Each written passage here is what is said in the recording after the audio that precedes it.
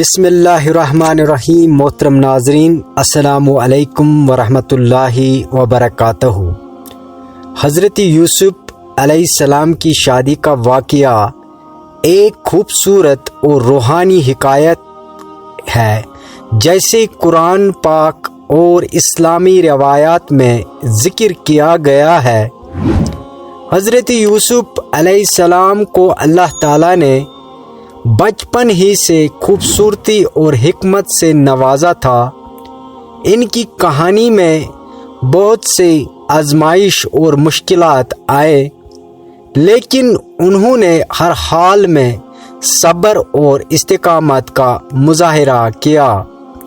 ان کی زندگی کا ایک اہم واقعہ مصر کی بادشاہی میں ان کے اعلیٰ عہدے تک پہنچنے کا ہے۔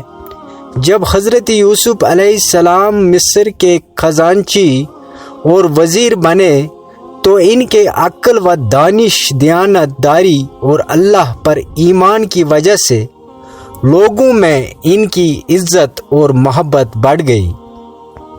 اسی دوران مصر کے ایک اہم شخصیت عزیز مصر کی بیوی زلیخا بھی ان سے محبت کرنے لگی تھی۔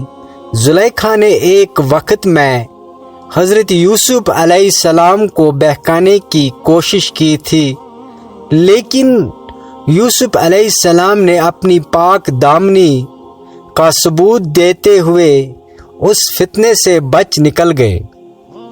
وقت گزرنے کے ساتھ ساتھ حضرت یوسف علیہ السلام کی بے گناہی ثابت ہوئی اور زلیخا کی حقیقت بھی ظاہر ہو گئی۔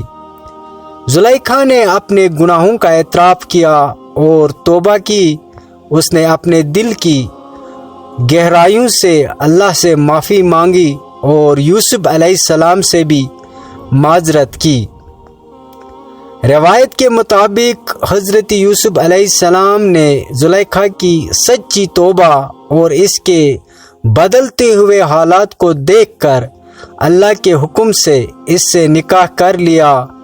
زلیخا، جو کہ پہلے ہی ایک با اختیار عورت تھی، اس شادی کے بعد مزید اللہ کی رضا اور نیکی کے راستے پر چل نکلی۔ حضرت یوسف علیہ السلام اور زلیخا کی یہ شادی صرف ایک دنیاوی رشتہ نہیں تھا، بلکہ ایک روحانی درس بھی تھا کہ اللہ جس کو چاہے ہدایت دیتا ہے اور توبہ کرنے والوں کو معاف کرتا ہے۔ یہ کہانی ہمیں صبر، استقامت، اللہ پر بھروسہ اور توبے کی اہمیت سکھاتی ہے، اور یہ بھی بتاتی ہے کہ محبت اور رشتے کیسے اللہ کے حکم سے پاکیزگی اور برکت کا ذریعہ بن سکتی ہے۔